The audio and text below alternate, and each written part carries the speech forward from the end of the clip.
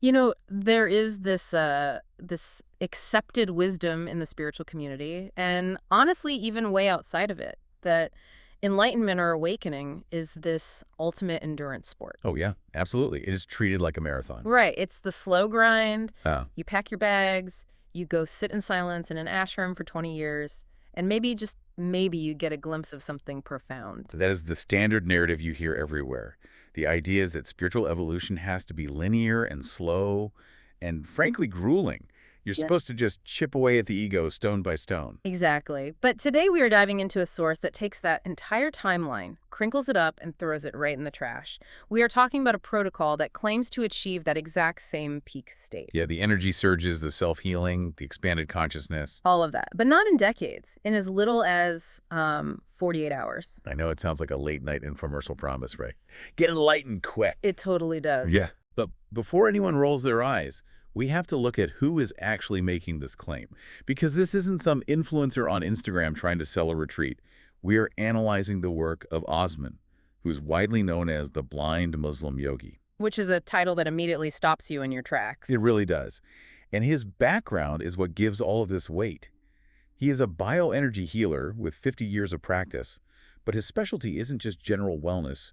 He works in critical care recovery. Yeah, he deals with terminal illnesses. Exactly. Mm. So when he talks about energy, he isn't speaking in these vague metaphors about good vibes. He views this energy as a very mechanical, biological tool for fixing broken bodies. And that is exactly our mission for this deep dive. We aren't here to just chant or talk in circles. We want to look under the hood of the human machine. Because Osman argues that we have completely misunderstood the actual mechanics of our own life force. He says we are running a high-voltage system on a low-voltage setting. And he claims to have a specific protocol to basically bypass the safety switches. Right. So we are going to break down his wattage analogy, map out the hardware he says we're ignoring, specifically these 113 chakras, and then look at the DIY maintenance manual he offers for those of you who can't just fly out to see him for the 2-day fix. Let's start with the basic definitions, though, because I think when a lot of people hear the word kundalini, they usually picture a snake. Yes, the mystical serpent. Coiled 3.5 times at the base of the spine, just waiting to wake up. It feels very mythological. And Osman addresses that immediately. He actually thinks that snake imagery is part of the problem. He wants to strip all the mythology away. He defines kundalini quite literally as intelligent life force energy. Intelligent is the word that really stuck out to me when we were doing the research for this. What exactly does he mean by intelligent? Well, think about your body right now. You aren't consciously beating your own heart rate. Right. I'd probably forget to do it. Exactly. You aren't telling your cells how to divide. If you get a cut on your arm, you don't have to give your skin a set of instructions on how to knit itself back together. There is this intelligence running the show while you are busy thinking about what you want to have for dinner. Okay, so he's saying that autopilot, that biological repair crew, that is the kundalini. Precisely. It is the engine keeping you alive. And he points out that if this energy is strong, the body self-heals incredibly rapidly. He actually mentions that in his decades of practice, he rarely needs to see doctors because his own system is running at such high efficiency. That is wild. But here is the real catch, and this is where the whole awakening part comes into play. He says the Kundalini isn't sleeping at all. It is actually fully awake right now. It is just throttled. Throttled like an engine. Yes. He argues the energy is actually way too powerful for us in our current state. See, that feels a bit counterintuitive to me. I think most people listening to this probably feel tired a lot of the time. We feel drained. If we have this super powerful energy inside us, why do we need 4 cups of coffee just to get through a Tuesday morning? And this is where Osman's wattage analogy is just brilliant. He says, imagine the energy itself is like 1,000 volts of raw electricity. It's a massive surge of power. But the human body, your physical nerves and your subtle channels, in its typical unconditioned state, is basically a 10-watt light bulb. Oh, okay, I see the physics problem here. Yeah. If you take a 10-watt bulb and plug it directly into a 1,000-volt socket. Pop, the glass shatters. You blow the fuse completely. So the body, being smart, being intelligent, steps the voltage down on purpose. Exactly. The body installs its own limiter. It steps the energy down to a manageable trickle of about 10 watts, which is just enough to keep you functioning and walking and talking without completely frying your nervous system. So the fatigue we feel every day isn't a lack of supply. It is a restricted delivery system. Yes.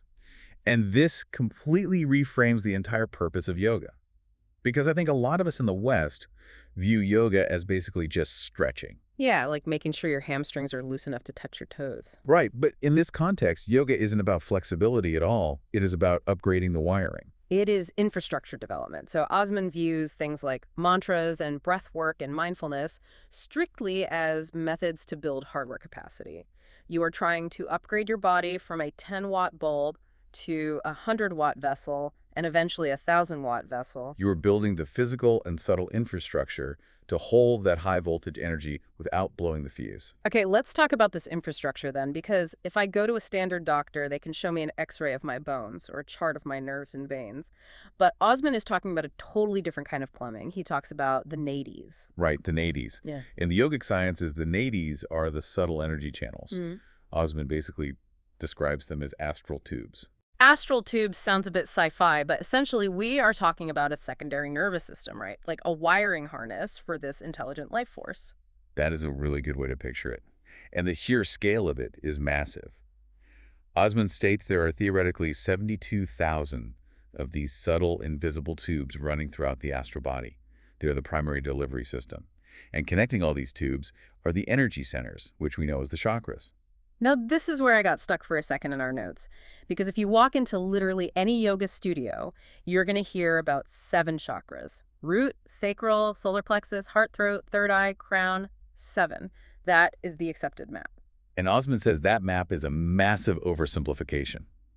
In fact, he strongly implies that focusing only on those 7 is exactly why so many practitioners get stuck for decades. He details a total count of 114 energy centers. 140. Yes. He maps out 112 inside the physical body itself. That includes minor ones in your hands, your legs, your knees, even the soles of your feet. And then he says there are 2 more located above the body. Wait, above the body, like literally floating over your head. Exactly. He believes there are actually many more above us, connecting us to the wider cosmos. But for the human system to function at its absolute peak capacity, he focuses on these 114. Why does this distinction matter so much, though? Why can't I just focus on the big 7 and call it a day? Because of the network effect. You really have to emphasize this part because people ignore the complex network. But think of those 72,000 tubes as a national highway system. The 7 main chakras are the major cities. But the minor chakras, the 100+ others, those are your on-ramps, your interchanges, the local roads. Oh, so if you only focus on the major cities, you can't actually get anywhere. Right. Osman argues that most people never experience a full awakening because they are trying to light up the main power station while the local grid is completely down. If the minor switchboards in your legs or your hands are blocked, the circuit simply isn't complete. You cannot run high voltage through a grid that is half broken. That actually explains so much. People focus entirely on the crown or the third eye because it's the flashy stuff, but they ignore the foundation. Exactly. So we have the hardware, 72,000 tubes and 114 switches. And we have the potential power, which is 1,000 volts. The real question is, what is clogging the pipes? If we are born with this incredible system, why aren't we all just walking around glowing with energy? This is where Osman bridges the gap between ancient mysticism and modern science. He says the blockage isn't just physical tension. It is not just that your shoulders are tight from staring at a computer. It is memory. Memory, like remembering that embarrassing thing I said at a party 5 years ago. Well, that is part of it. But he goes much deeper than that. He classifies memory into 3 distinct layers that act as blockages in the tubes. First, you have your personal physical memory. That is your life experiences, your traumas, your anxieties.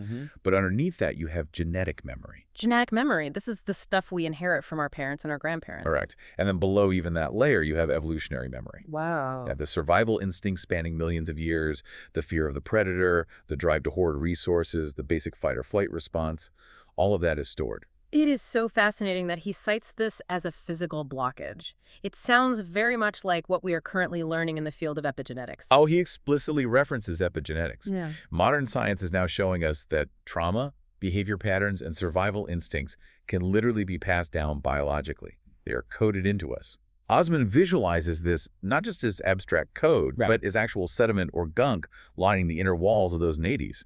That is a heavy image. I mean, literally heavy. We are walking around carrying millions of years of survival anxiety, and it is basically acting like cholesterol in our energy arteries. That is the perfect analogy. And because the pipes are narrowed, By this sediment, this accumulated memory, the flow of energy is heavily restricted. The body knows the pipes are clogged. It Yeah. is intelligent, remember. Right. It knows that if it unleashed that 1,000-watt surge through those narrow gunk-filled pipes, the pressure would literally burst them. So the limiter stays on, 10 watts only. Which brings us to the core conflict of this whole deep dive. The slow grind versus Osman's fast track. Because if the core problem is millions of years of evolutionary sediment, how on earth do we clean it out? Right. Well, the traditional method, the monk in the cave approach, is basically taking a tiny little pickaxe and chipping away at that sediment. Just one meditation session at a time. One breath at a time. You chip away a little bit of your personal trauma, then a little bit of genetic fear, but it is an enormous amount of gunk. Osman points out that a practitioner might meditate for 10 or 12 hours a day for 50 straight years and still not clear enough space in those tubes to experience a full awakening. It's basically an inefficient process of trying to deep clean a house while you are still living inside it and making a mess every day. Exactly. But Osman claims he can do it in 2 days. And I have to admit, that is the part that makes the skeptic in me sound the alarm bells. How can you possibly undo millions of years of evolutionary memory in a single weekend? He calls his method a substantive unblocking. Instead of asking the student to slowly chip away at the memory, he claims to use his own advanced bioenergy capabilities to perform a complete system flush. A system flush, so it's like calling a plumber to snake the drain. Essentially, yes. Yeah. He says he works on all 114 chakras simultaneously, Yeah. and that includes those external ones floating above the head. He essentially power washes the sediment out for you and clears the entire path at once. Now I have to play devil's advocate here for a second, because I have read horror stories about things like Kundalini psychosis. You know, people who force this energy up before they are ready and basically lose their minds. Severe anxiety, hallucinations, physical tremors. If he is force flushing, the system isn't that incredibly dangerous. That is a very valid concern, and Osman addresses it head-on. He argues that those adverse reactions, the mental instability and the health crises, they only happen when high-voltage energy hits a blockage. Ah, so it is the friction. It is the friction. Think about regular electricity. When an electrical current meets resistance, it creates heat. If the resistance is too high, it creates a fire. That makes perfect sense. Osman claims that by removing the substantive blocks first, basically cleaning the pipe out entirely before turning on the water, the process becomes perfectly safe. He says his students often have out-of-body experiences or full spiritual awakenings within 1 to 2 days or at most a few weeks with absolutely zero negative side effects Yeah. because the resistance is just gone. That is a massive shift in perspective. It turns the idea of enlightenment from a perilous climb up a mountain into, well, just unclogging a drain. It is entirely mechanical. It completely demystifies the process. And the result he describes is very natural. Once the system is unblocked, he says the energy can be directed by thought alone. Just by thinking about it. Yes. He gives an example where he can feel the energy flowing while he's just standing there speaking. He can think flow up the spine, and it does. Or he can think, go to my right knee, and the energy goes there to heal a sore spot. That's amazing. He calls it telepathic healing capability, but he really frames it as just the natural baseline function of this intelligent life force once the controls are finally given back to you. That sounds absolutely incredible, but let's be real for the listener. Most of us cannot just fly across the world to see Osman for a weekend system flush. Did he leave us any crumbs here? Is there a way to do this without having the master mechanic do it for us? He did. He offers a DIY maintenance manual, so to speak. Now, it is slower than his direct intervention. He estimates it takes about 6 to 12 months of consistent practice rather than 2 days. But it's completely accessible. Okay, 6 to 12 months is still a whole lot better than the 50-year ashram plan. What is the protocol? It starts with the breath, specifically alternative nostril breathing, also known as Nadi Shikana. Oh, I've done that in yoga classes. You hold one nostril, you breathe in, you switch to the other side, and breathe out. It is usually a very relaxing exercise. Yes, but Osman emphasizes the intent and the retention. He describes this specific breath work not just as a calming exercise, but as a physical broom. The specific airflow patterns are designed to sweep and cleanse those nadis, and he really highlights the absolute importance of retention, holding the breath. Why is holding it so important? I always find that part super uncomfortable. The retention is what actually builds the capacity. It is like pressure testing the system. You inhale and then you hold. That hold forces the energy to expand outward against the physical walls of the nadis. You are physically and energetically widening the tubes. So you are basically stretching the capacity of the wire so it can handle more current. Exactly. He says you start with very low retention and build it up gradually over months. Yeah. You are slowly upgrading your own hardware from that 10-watt bulb to a 100-watt bulb. Got it. So sweep the tubes with the breath, expand them with the retention. What about physical yoga postures, the asanas? He has a very practical mechanical view on those too. He says postures aren't just for gaining flexibility, they are for distribution. Distribution of the energy. You're right. Imagine you generate all this incredible energy with your breath work. If you just sit there on your mat, it might pool in certain areas or get trapped in energetic pockets. Yeah. The yoga postures ensure the energy is distributed evenly throughout the entire body so no single wire gets overloaded. That makes a lot of sense. It is like shaking a container to make sure all the contents settle evenly inside. Exactly. And the final piece of his DIY protocol is mindfulness. But again, he reframes it entirely. He calls mindfulness a battery charger. I usually think of mindfulness as just paying attention to the present moment, being aware. He contrasts it with sitting in the sun. He says, sure, you can sit out in the sun to get energy like a reptile does, but who has the time for that? And it is incredibly slow.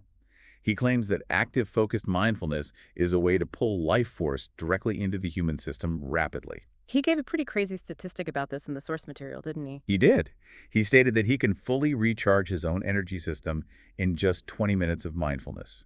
And that 20-minute charge gives him enough raw power to treat 14 people from head to toe. 14 people. That is a massive amount of output for a 20-minute charge, especially when you consider he is working with critical care patients. That is heavy, demanding work. It really speaks to the efficiency of the system he is describing.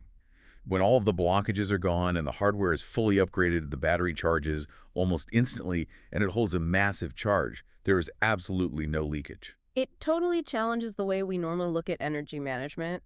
We're usually just trying to conserve what little energy we have left at the end of the day, like, oh, I can't go out tonight, I am way too drained. But he is talking about generating a massive surplus. A huge surplus. And that really brings us back to the core why of this whole topic. Why do all this work in the first place? It is not just to have some trippy out-of-body experience. Right. It is about self-healing. Osman is a critical care specialist, first and foremost. His ultimate argument is that a body running on full wattage, 1,000 watts instead of 10, simply doesn't get sick in the normal way. The repair functions are operating at peak efficiency. He says he barely needed to see a doctor in decades because the intelligent energy fixes the micro problems before they ever become crises. It is such a compelling vision. It changes the end goal from spiritual transcendence to biological optimization. And they basically become the exact same thing in his view. You cannot separate the spirit from the machine it lives inside. So let's recap this for everyone. We have got this high-voltage, intelligent energy called Kundalini that desperately wants to flow. But our systems are stepped down to 10 watts because our pipes are clogged with millions of years of genetic and evolutionary memory. Correct. That is the baseline state. The traditional way is to chip at that blockage for an entire lifetime. Osman's way is to flush the whole system at once.